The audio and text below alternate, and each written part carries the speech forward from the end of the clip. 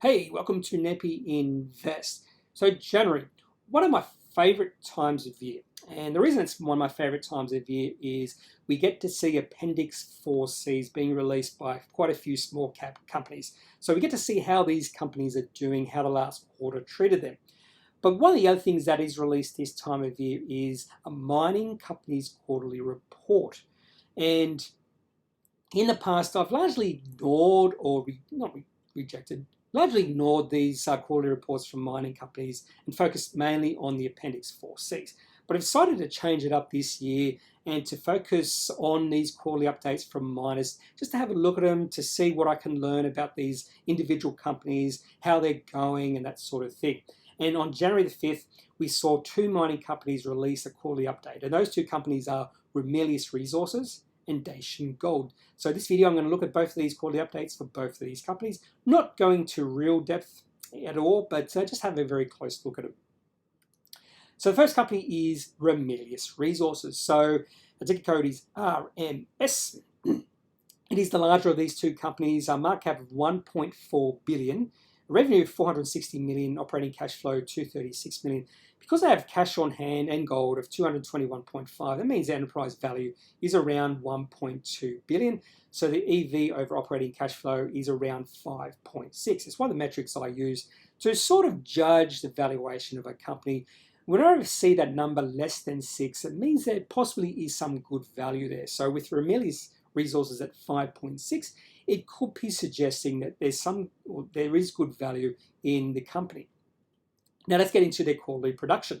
Now you don't have to be an expert in these quarterly productions to know that whenever a mining company's production exceeds guidance, that's going to be a good thing. And Ramelius Resources did that but it did put a bit of a trigger up the share price. I think the share price went up something like 3.66%, but definitely was a bit of a bullish thing for the market. We do see cash and gold, as I mentioned before, $221 million, and that is increased by 7.7 million. They've decreased debt, so that's a good thing. Whenever a company decreases debt, nothing bad can come out of that. And their operating cash flow allowed them to do some capital exploration expenditure, pay a 2-cent final dividend, and pay a stamp duty payment for an acquisition they made.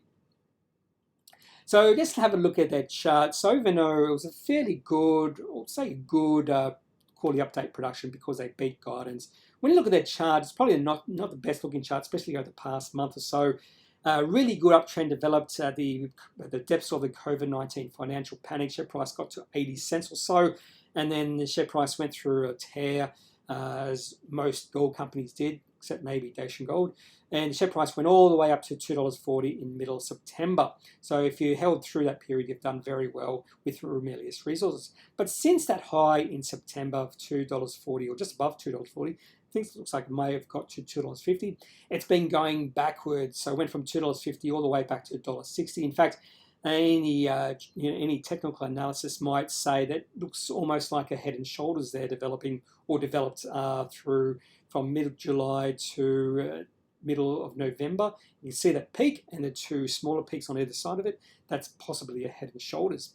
And the main reason, even though I did like the quarterly production update, just the fact that the share price does look like to be in a bit of a downtrend now, even taking into account the last 3 trading days, we've seen the share price go from $1.60 to $1.84. It is in a downtrend. So I'm keeping out of Ramelius Resources just for now, just to see how the share price does in the next few weeks. But it is some good value possibly in Ramelius Resources.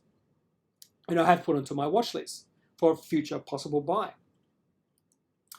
Dacian Gold. So this is the smaller of the two companies, market cap of 256 million, revenue of 270 million, which means the price of sales is less than 1, and that actually is a bit of a tick in my books. Operating cash flow of 23 million, and when you take into account their cash and gold, they do have an enterprise value over operating cash flow of 12.3. So that's double what I look for of 6. So that's not a tick, that's actually a cross in my book. Now, they didn't give guidance for their quarterly gold production, but they did have gold production of 27,000 pounds, or ounces, I mean, not pounds, ounces. It will be much impressive as pounds. They do have a full year guidance of 110 to 120,000 pounds. Cash and gold, 37.9 million. And their debt has been lowered to 23.4 million. So that means the net cash is 14.5 million. And that means this is the first quarter they've been cash flow or net cash positive for a while. Pretty sure the previous quarter they were net cash negative. Now they're net cash positive to the tune of $14.5 million. And the debt will be fully paid or repaid through operating cash flow this financial year. So that's very positive. Whenever the company repays a debt, that's always a good thing in my books. And they've also mentioned their merger with NTM Gold will be completed in March. I don't know anything about that merger, whether it's going to be good for the company or not. Of course, management would think it's going to be good.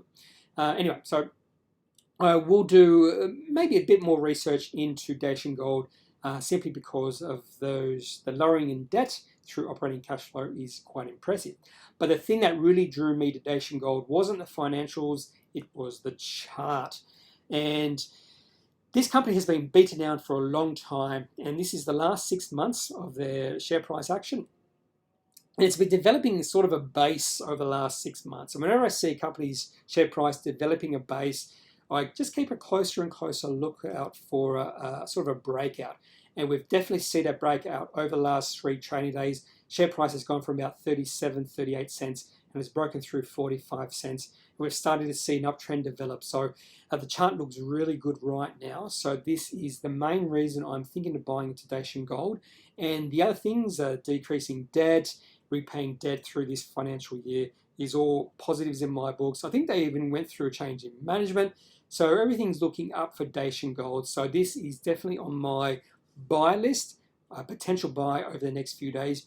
I would like to see the share price go down towards 42 cents or so, and that would be an immediate buy for me. So keeping close eye on the share price action for Dacian Gold over the next week or so, and hopefully there's a little bit of a retrace in the share price, and I will definitely buy. So that's all I've got on Dacian Gold and Ramelius Resources, their quarterly update for their mining activities. Both look pretty good. Very bullish chart action on Dacian Gold. Not quite the same with Ramelius Resources, but still impressive quarterly update for that company. So that's all I've got on this video. If you have any comments about these 2 companies, leave it in the comment section. You might know a little bit more than I do. Otherwise, I'm not a financial advisor. So if you do need to seek out any financial advice about your own circumstances, make sure to seek out someone who is qualified and can speak to your own financial circumstances. That's all for this video. Have a good day. Bye.